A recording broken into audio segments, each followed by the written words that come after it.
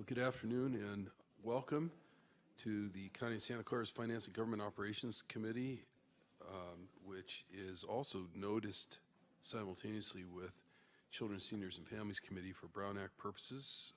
And this is, both of them are standing committees of Board of Supervisors. Both of them consist of members of the board, which in this case would be Supervisor Chavez and I, and we are both here, so we do have a full quorum, a voting quorum for today's meeting.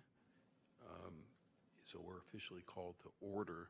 I am going to ask more so for streaming audience and people who are here for the first time, if folks up here on the dais will just quickly introduce themselves, including the clerk, by the way. Would you like to go? I'm Michelle Neighbors, Deputy Clerk of the Board.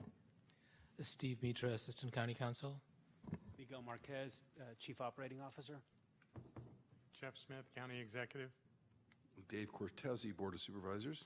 Cindy Chavez, Board of Supervisors. Okay, thank you all. That kind of makes it official. And we do not have written requests for speakers under public comment. Did anyone want to speak under item 2, which would be the item you speak on for issues that are not on the agenda today? We do have some speaker cards for item 10 so far, so we'll get to those with item 10. Seeing no speakers under item 2, public comment, we'll move on to item 3, which is the approval of the consent calendar and changes to the committee's agenda. Supervisor Chavez, recommendations? Thank you. What I would like to recommend is that we continue the Fairgrounds Master Plan quarterly report, that we put on consent item 6, and this is changes to Board Policy Manual Chapter 5, that we put on consent item 9, which is the Sheriff's Office overtime, and then we put on consent calendar the communication strategies for changes in the jail, and we can always withdraw that after, because as part of this part, you can come and whoever wants to speak on it can speak on it. Which item was that? And that's item 10, because you said you had some public speakers on it, or we one? do, yes. We can take those, maybe we can take those. Under consent? We can take those under consent and then make a decision if we need to pull it. That would be great. And that would be my recommendation. So recommendation for the consent calendar is to put it on consent, but we'll take speakers on 10 and reserve the right to pull that back off for discussion. And that would be in addition to items 11, 12, 13, 14, and 15, which is the published consent calendar. Yes. Okay, that is an agreeable motion. So with no dissent, that passes unanimously. Yeah. Speakers on oh, thank you. I didn't do what I just said I was going to do. Ron Hansen and Christine Clifford. So just asking you to speak to item 10 under this approval of the consent calendar item. If you give us something that we feel we need to deliberate on more, we'll pull it and then we'll take it up later. Thank you. Thank you. Good afternoon, supervisors and committee members. I'm Ron Hansen. I'm affiliated with PAC, People Acting in Community Together.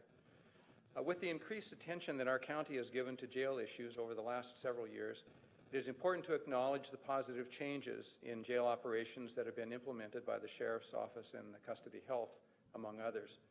Today's administration report, while chronicling some of the more significant of these improvements, also reveals that much more is needed. Today's report introduction notes the need to establish and maintain communication with inmates and families and to inform the public of changes in the jail, to create a template that will measure communications, to report the outcomes of those communications, and how to involve the community. From the viewpoint of this community member, it's unclear what, if any, effort is underway to measure, analyze, or assess the efficacy of the jail's communications channels, nor has there been a consistent or ongoing effort to involve the community in this.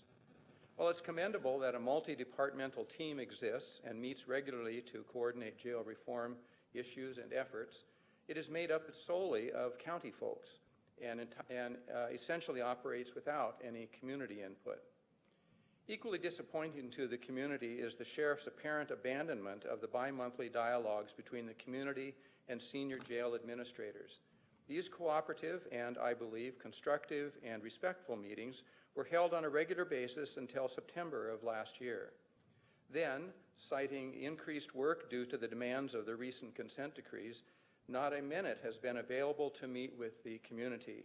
Community organizations have been essentially told, "Don't call us, we'll call you." While some communication can and should be unidirectional, true communication must be bidirectional. We encourage our county and the Sheriff's Department in particular to expand on the foundation of proactive community engagement. To do so will benefit us all. Thank you. Thank you, Ron. Christine? Hi, Christine Clifford with PACT and Silicon Valley Debug. PACT has over 30,000 members in our valley from various churches and synagogues and other places of worship, and has been active in jail reform and police issues. Debug represents hundreds of families of the incarcerated in our area and assists them in navigating the legal system, the jails, and our courts. They currently have hubs nationwide. Both PACT and Debug participate in ongoing collaborative meetings with other agencies who have an interest in jail reform, such as the Law Foundation of Silicon Valley, Bill Wilson Center, NAMI, and the Jail Chaplaincy. We found these meetings vital in understanding how our jails and our legal system impact the detainees and their families, and in providing a voice to these concerns. Although we previously enjoyed regular meetings with the Sheriff's Administration regarding our jails, they have unfortunately been unable to schedule a meeting with this coalition for the past 5 months. These meetings included representatives from Custody Health, the Grievance Unit, the Assistant Sheriff, the Undersheriff, IT, and facility captains. They helped to promote an atmosphere of collaboration and community connections. I encourage these meetings to be reconvened soon, as we know they promote clear, transparent communication between the Sheriff's Department and all interested stakeholders. Hopefully, this collaborative effort can assist in solving issues and misunderstandings that may instead escalate into negative outcomes, such as hunger strikes or even lawsuits, something none of us want. We've been told that the department is heavily involved in issues related to the consent decree and remedial plan in the Chavez suit, and that those needs take precedent. Since this suit is apparently due to be heard in March, we hope that the meetings will once again become a regular event and put us back on track for collaborative community involvement. We have many mutual goals. In the meantime, we will continue to meet as a group and try to have our issues heard in other venues and committees. Thank you for your commitment to reform. Okay, thank you for being here. So I guess my assessment is we could leave the item on consent, but maybe ask, I'm not sure if we want to see if anybody has any response to that, given it's an actual agenda item today, or if we can just get an off-agenda report back on the request for convening these particular meetings. Dr. Smith, would you be willing to give us a report back? We'll give you an off-agenda report. Between now and our next meeting, so we know whether or not to Right. To make this a matter of further action at the March meeting. So that sounds good. And I would just add 2 things. One is that I see that the sheriff's here, but rather than call you up, I would just ask that whatever meetings are happening, if you could just alert the board. But the second issue that I just wanted to make everybody aware of is that I know that we're working toward getting that monitoring and oversight in place, and in some ways that there's a communication component to that as well. And so what might be of benefit is to have a conversation just about how that overlap, like what are the implications of that overlap. To be frank with you, it was a concern that I had, and I had spoken to Ron and Christine about this a long time ago when we were very first looking at the oversight board, in terms of the concern that some community members had that oversight board may take the place of the sheriff's office or any of our other public safety work happening through only one committee versus the public. And I don't know I know we're in the process of going through and choosing our oversight partner, but we should make sure that we're layering that communication discussion, because I frankly felt like we didn't finish it, and I still felt like it was a little bit confusing. But I just want to say I heard the point you raised with us, which was more, not less, and not one focal point versus the others. So that would be a request as this comes back. All through right. the sheriff as well. So with, as the understanding on the motion is that the motion will be the consent items we included in the original motion a few moments ago, but with the additional direction just gone over in response to the speakers. So one request for information, otherwise the consent calendar moves forward as amended. And that brings us to item 4. This is asking us to approve a recommendation to eliminate quarterly reporting from the Facilities and Fleet Department and the Office of Asset and Economic Development relating to the Civic Center Master Plan.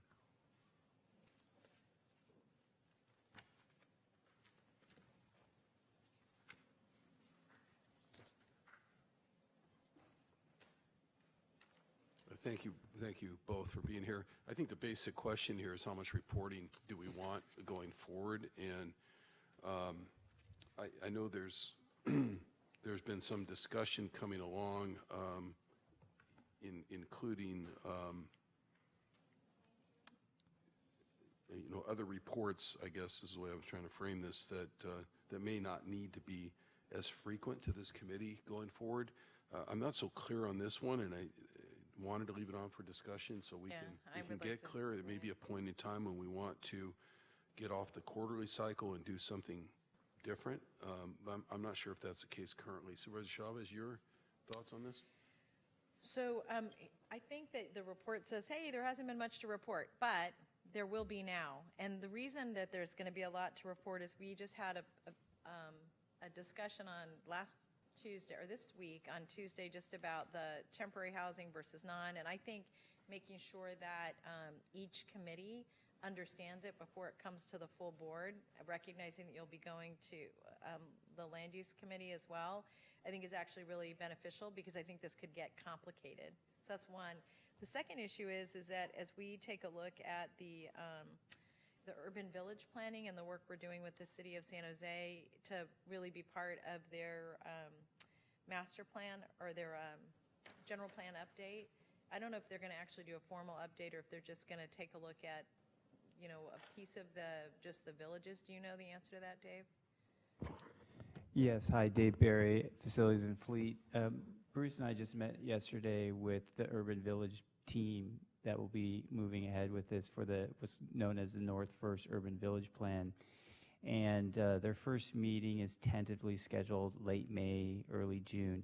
And what we spoke to them about was working in tandem with them on that. In fact, seeing if we can host the meetings here at the Civic Center, since it encompasses the area that is overlapped with this master plan. So I think what I would suggest is I do think this should stay quarterly. I also want to suggest that as we take a look at those kinds of weighing in on those kinds of plans, that even being able to have a hearing again with the board so everybody's on the same page relative to what we're asking of the city of San Jose, how we're doing with the city of San Jose is just, it feels very critical to me. And what I would want to recommend is that at least at the next meeting when there's a report in, that we invite Key also just to be a part of it, since we're really going to be focused on housing in particular. I think that would be an advantage to us. I'll let them know. Thank you. Yeah, thank you. I concur with that. I think, at the time this agenda was published, it wasn't clear what the direction would be Tuesday, and the direction, there was a sense of urgency, at least on the housing piece, and also a concern, I think a shared concern with the board about integrating things in such a way that if one's going to go, if the housing's going to go any more quickly than the master plan, then there needs to be serious thought to what choices are made. Now that we know that that's the direction, I agree with you. For now, we should probably keep the agenda item on and see how things unfold over the next couple of months. So that will be, that's your motion? Yes. And I concur with that motion. So that's the direction adopted by the committee unanimously. We would move on to item 5, but just to say that as part of the consent discussion under item 3, we continued that item, which is a similar request, but we moved it to March. That was the continued to March. which I think will allow us an opportunity to decide what happens next there. Item 6 is on consent, was already approved. Item 7, receive the biannual report from the Office of County Council relating to the status of the 24/7 whistleblower program. I'm quite sure Paul's here, so there he is. And Supervisor, if I may introduce this item. Absolutely. I'd like to introduce it as I work closely with County Council on the whistleblower program, including supervision of the 2 whistleblower investigators, as well as the corrective action plans that result from investigations where matters are sustained. As you'll see in the report, the program continues to evolve and to improve. I think it's important to let the committee and the public know that as a result of the complaints that we've received, both from members of the public and from county employees, the whistleblower program is making a difference. We're becoming aware of real problems earlier than we would otherwise, and we're acting when necessary to make necessary changes. It really is meeting the goals that were articulated by you when you originally introduced the idea for the county to have a program like this. I believe it was back in, gosh, my memory, 2010, 9, something like that. So we made a lot of progress, and it's reaching its intended results. With that, I'd like to ask Assistant County Counsel Steve Mitra to make some brief comments, and then the whistleblower staff is present to respond to any questions that the committee may have. Good afternoon, committee members. This is the biannual report of the county's whistleblower program. At the last FGOC presentation, we'd shared with the committee that we ended up in contract with a complaint intake vendor, Lighthouse Services. Since then, we've been working to transition to the new vendor, testing the new services in languages, not just English, filing test complaints, developing scripts for intake vendors, for intake operators, and customizing the database to be used by the outside vendor. During this reporting period, we received 75 complaints and closed 118, indicating progress toward closing prior period complaints. With that, I'll turn it over to Program Manager Paul Murphy to provide additional details or answer questions as the committee chooses. Thank you, Paul. Welcome, and maybe you can introduce the team.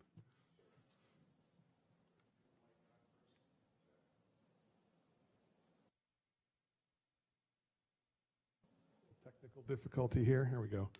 For the record, my name is Paul Murphy. I'm the Whistleblower Program Manager from the Office of the County Council, and I also have Matthew Fisk and Heather Aiken with me. Matt and Heather are whistleblower investigators in the program from the Office of the County Executive. The item before you is our semi-annual report. We're available to answer any questions or briefly present the report should the committee desire us to do so. I would like to just hear from your, you're talking about briefly describing the report. I don't have criticism or serious questions, but I'd like to give you an opportunity to just quickly highlight, the ESPN highlights here of what you feel is, the significant progress that's happened, recently in the program. Sure.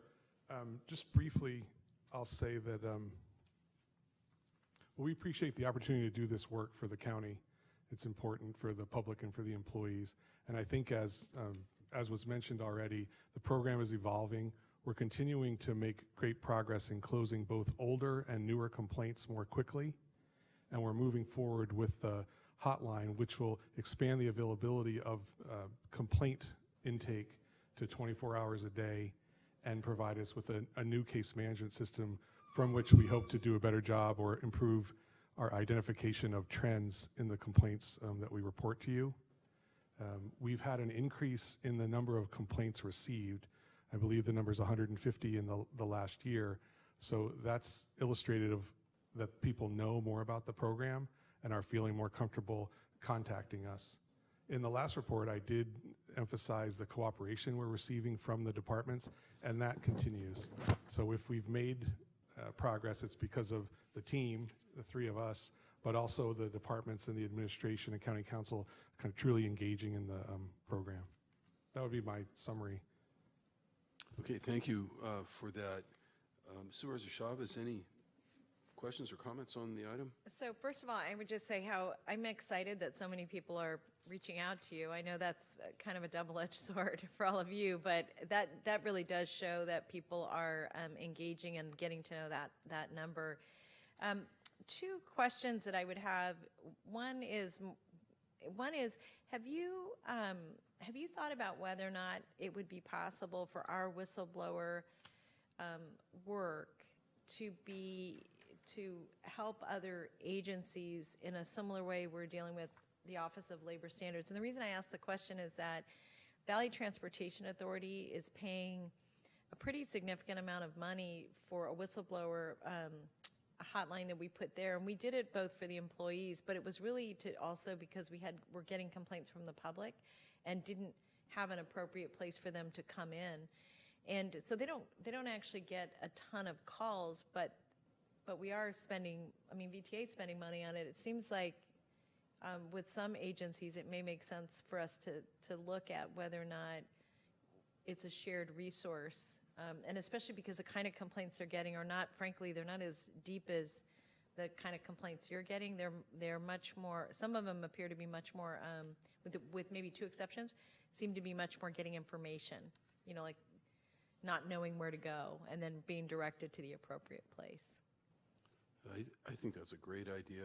I've had the experience, particularly with the disabled community, in community meetings over the past year of having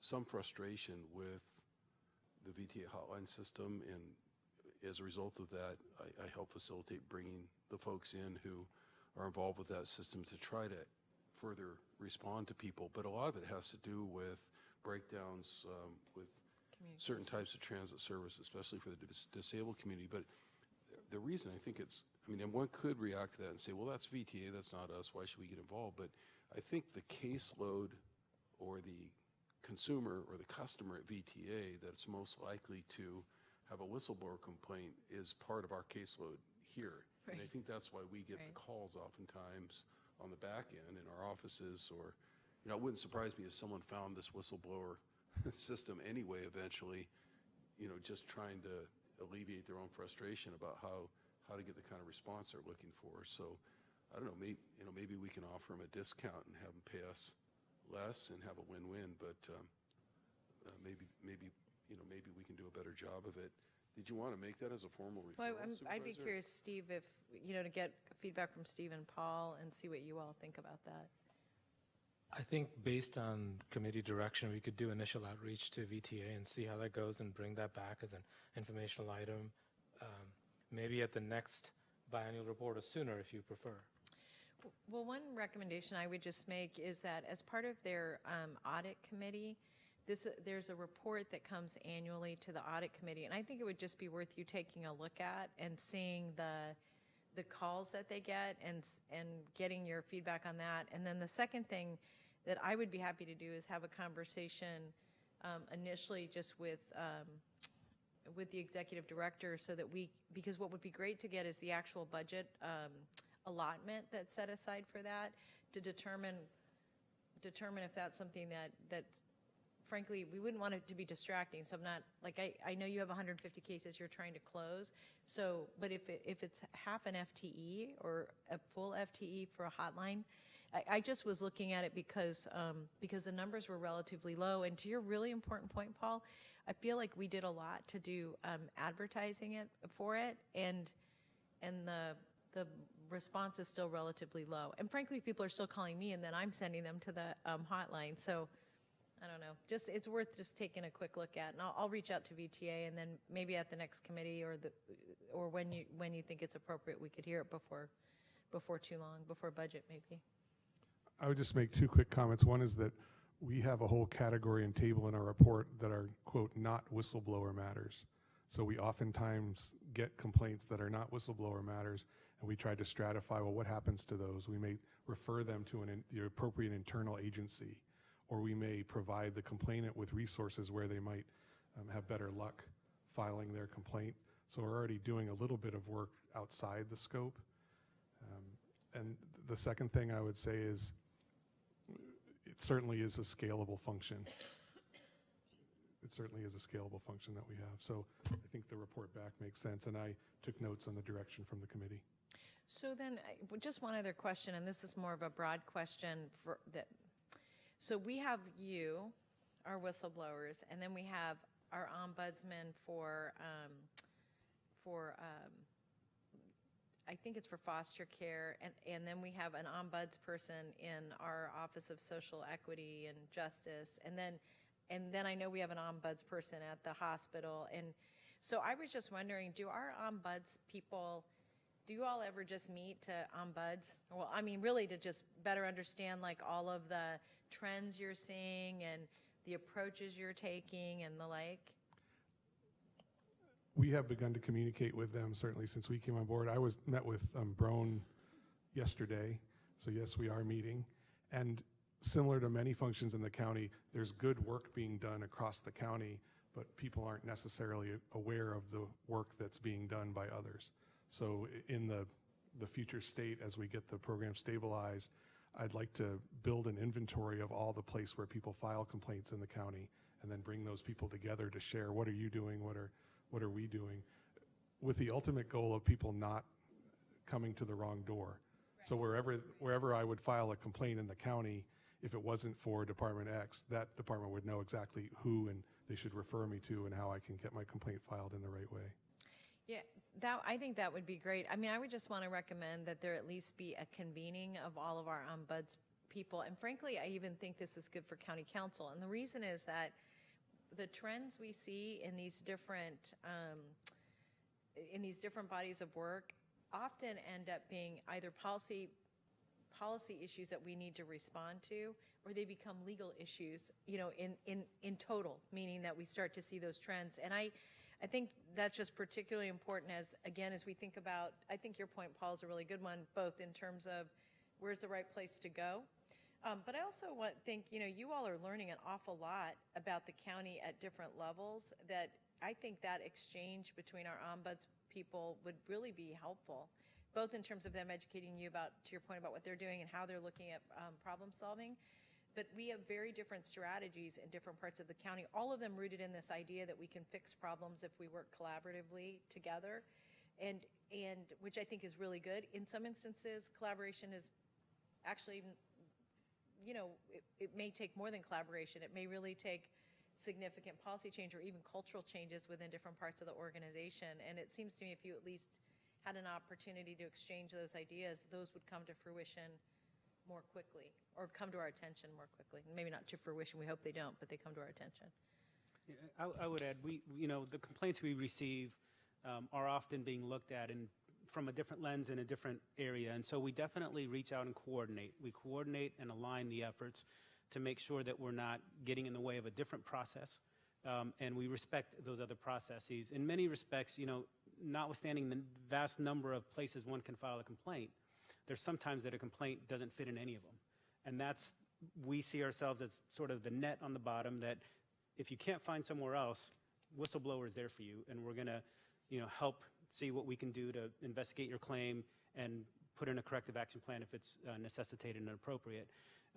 But like I said, if it comes down to us and we see that it's something already being handled through the Workers' Compensation Division, we'll defer to them, and et cetera. There's a lot of different processes that we don't want to get in the middle of, sort of as an ombudsperson of other processes, but certainly one where we want to make sure we catch all of the other complaints that have, for too long, I think, people didn't have a place to make that complaint that doesn't fit neatly in one of the other boxes.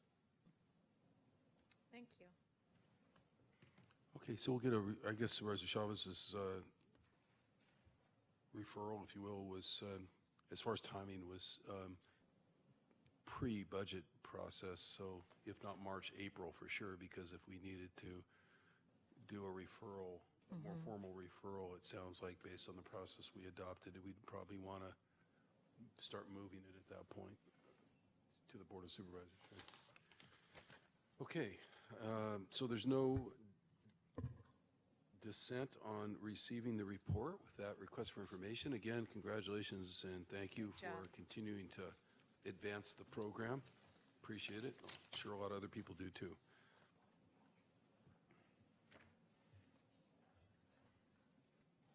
Next item, item 8, is asking us to receive a report from the Probation Department relating to services provided by Sentencing Alternatives Program Incorporated.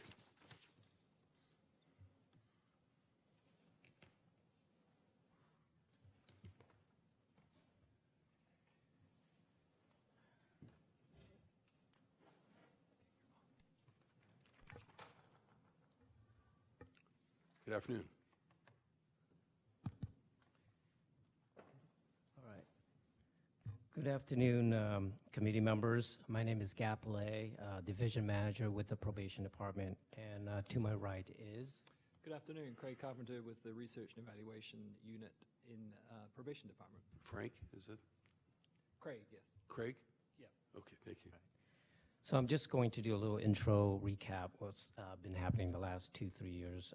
After approving the Sentencing Alternative Program's budget in June 2016, the committee asked us to report back relating to potential evaluation of SAP's services. Evaluation proposal was presented in March 2017, and the committee requested probation report back with findings from the evaluation. That report was submitted in February 2018, and our focus on outputs. Subsequently, we were requested to focus on outcomes. So that was approved in May of 2018.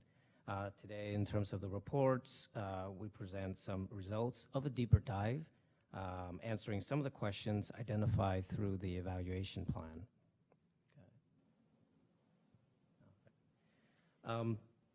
One of the questions, what action did we need to take to dig into the data?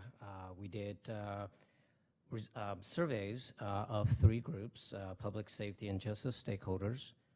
We did SAP clients and also the community-based organization where we placed the clients. We also include the results of data now that we capture from the minute orders. That was something that we wanted to capture, which is it's demonstrated on the PowerPoint. The number of hours completed in lieu of jail or fines. We work with SAP to collect data manually, because before we were using CJIC, and we want to make sure it's accurately reflected on our accounts from the CJIC database. So thank you, SAP, for helping us through that data, and our director manually counted and sent us our monthly reports. That's what we worked on. So how many clients complete community service in lieu of jail or fines? Really just look at the number of jails avoided from July to December of 2018, an average of 18.4 days per person. We calculated the number of days divided by about 202 referrals, which are clients, to equals 18.4 days saved. We did the same thing with fines. There was a total of $27,538, 69 referrals equals around $399 per client.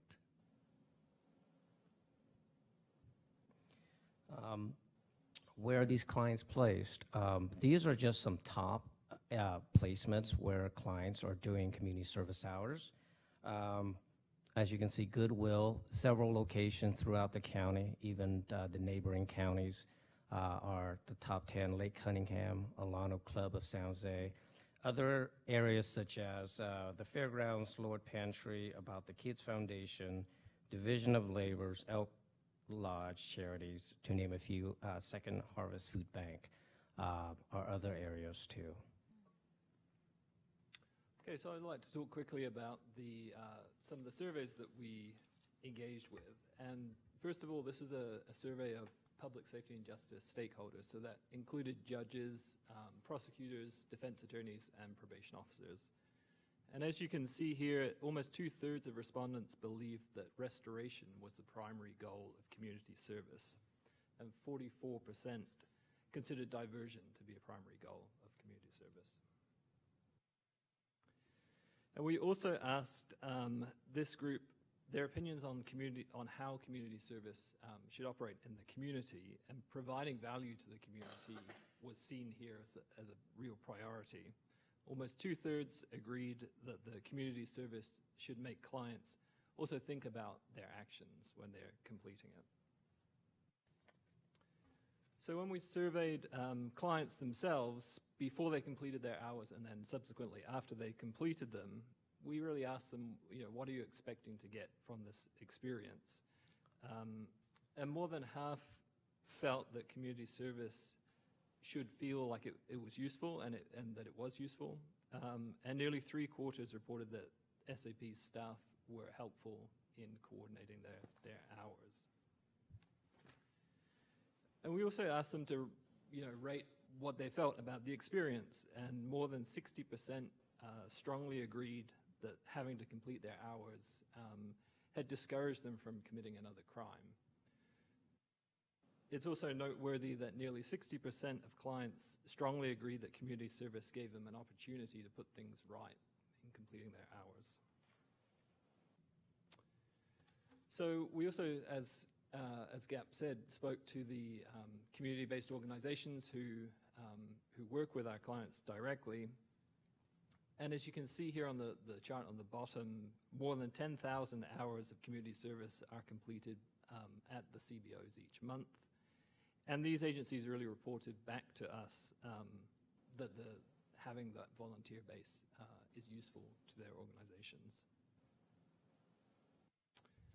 Another question that had come up in previous discussions was how community service interacts with other services. And that's really been difficult for us to identify because people get such an individualized and diverse mix of services and referrals from different locations.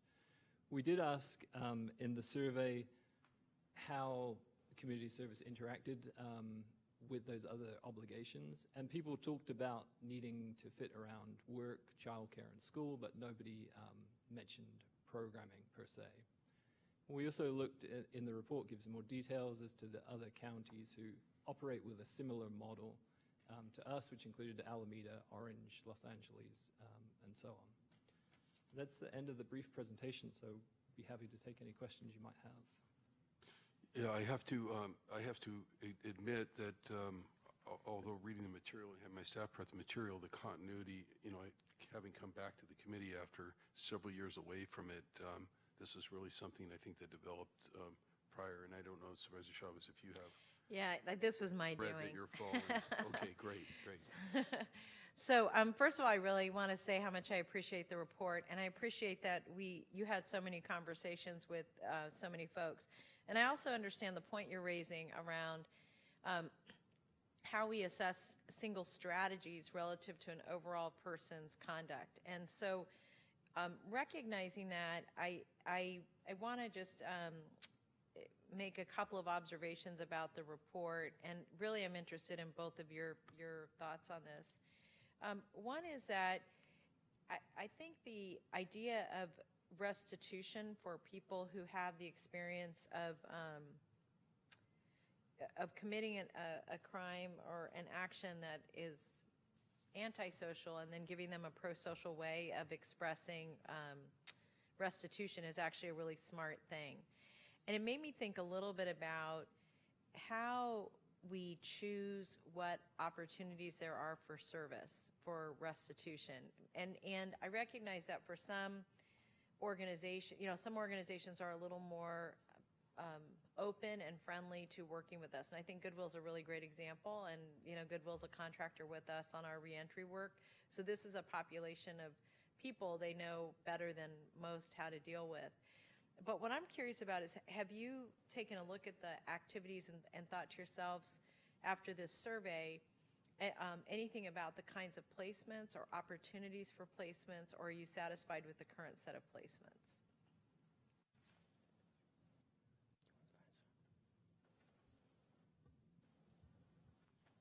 Hello. I think just after looking at the surveys, because we did the pre and the post, I think just gathering the information, we're okay with the results in terms of does that satisfy the clients? What do they get out of it? I think it answers our question is most of them feels it puts things right for them. So that's my comment, correct? Yeah, I think that was the impression I got too, that it's a pretty strong measure that people currently feel as if they're given the opportunity to put things right, and they're doing so. Of course, we don't know if it was a different volunteering mix, if you will, that they might feel, more people might feel that they're giving back. And that's certainly something that came through in the stakeholder surveys, that's what the stakeholders are hoping for, is to give people that chance to kind of make that restitution. I mean, what it made me think a little bit about was whether or not we wanted to look at expanding the experience for folks, because I don't know if we had the full, let me just look for a minute. I was looking to see if the list of placements that was in here, because you said these were the top placements, but I'm assuming that means there are a lot of other placements. Yeah. Correct. And I'm assuming actually from the 74% that said they felt like they got handled supportively by SAP, that means they felt listened to. I guess what I would be really just curious about is, do we see an opportunity to expand placements to increase that experience, both of not just being useful, but giving back to the community? And part of the reason I ask that is, like I said, I'm really appreciative of Goodwill. They really have ended up being a very important partner for us, but no buts, period. And I have talked to the city of San Jose about their the experience they've had with folks, particularly helping to maintain and clean up parks and the like. It intrigued me from talking to the city of San Jose that we don't have anything similar with our own Santa Clara County Parks system, our own system. And so are they on our list now? The only thing I'm aware is Lake Cunningham, but I did have an early conversation today with director of SAP, looking at various other agencies for us to have that opportunity, and I think that's something that we can work with SAP's directors in terms of expanding, having that opportunities with other agencies outside of what we have here. Well, I think that here's what I would want to recommend. We have a county parks department that has thousands and thousands and thousands and thousands of acres of parks that need to be maintained, creeks that we're focused on cleaning up. I mean, any number of activities there. And frankly, our parks department is pretty constrained in terms of, in fact, they brought forward a ballot initiative because they felt so constrained in terms of their resources. But they're directly connected to this organization. And so I'd be interested in seeing whether or not that can be a placement for us. The other one I would also just want us to think about, and I know this isn't an appropriate placement for everybody, but I'd be also interested in thinking about whether or not there are other parts of our organizations that seek out volunteers to do work with us. And I'll just give you an example. Again, this is a little bit of a challenge for SAP because this isn't as big. Parks is big. Like you could get a big project, send lots of people to them. But even looking at things like our hospital system that's relatively large, so I guess what I would want us to do is some sort of a internal job fair with our own institutions to take a look at what their needs might be, because I do think when you're doing something on behalf of like the public sector, and I think that Lake Cunningham is a great example. Our park system is another really good example, but there are other opportunities that may fit within Do Good. Yeah. And I was actually thinking about another one, which I wouldn't suggest, but this just popped into my head because we did it with volunteers. Anything we would do with volunteers, I'd be thinking about. But we have a campaign within oh my God, I always conflate it with the public health department, but the other health department, not public health, but our environmental health department. Thank you. And we have a program there that's called a Healthy Nail Salon program. And what we do is we're going and talking to nail salons about signing up to use less toxic products. And it's the kind of thing that we trained volunteers to go out with leaflets and go pitch places. And if they have a little bit of interest, that the name and the number goes down and it gets shared with our health department. And the interesting thing about that is we need people who speak Spanish and Vietnamese. And, and so it's a very real, like you can count how many places they go talk to and when they did it. There's a way to do real follow-up. People can do it in teams. But it's the kind of thing that they'll both get a training on something that is important.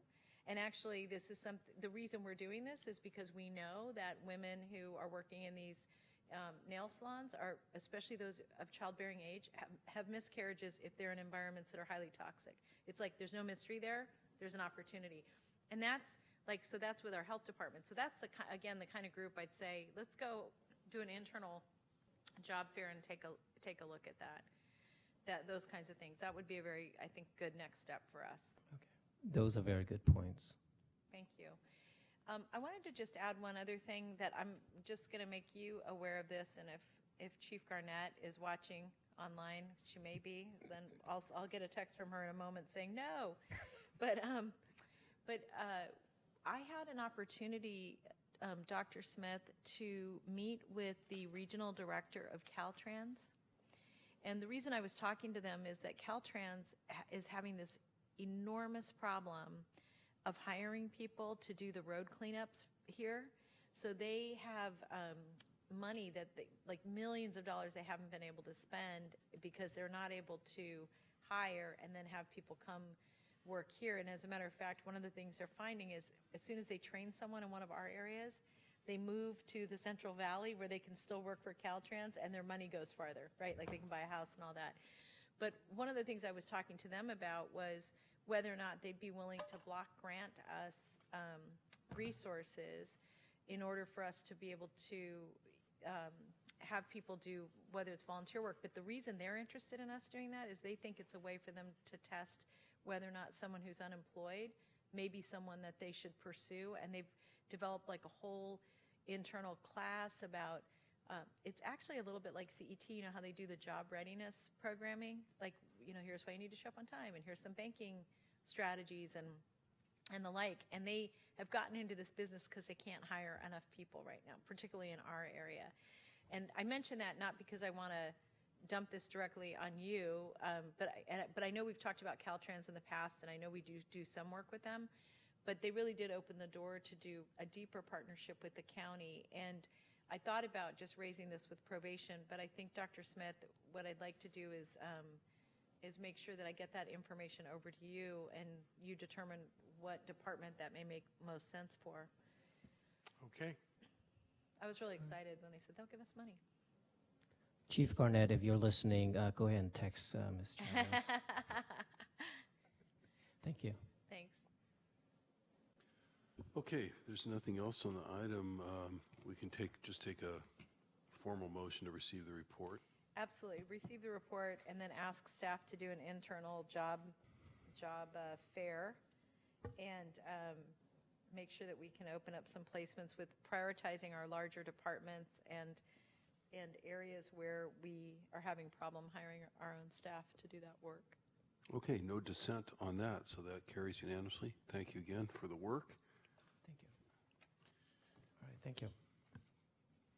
And that takes us through the agenda as far as discussion items, because we did earlier put item 9 on consent as well as item 10. We did hear speakers on item 10, but that remained on consent with some requests for information. So consent calendar overall was approved. That brings us to adjournment.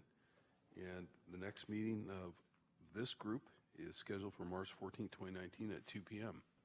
right here. Thank you.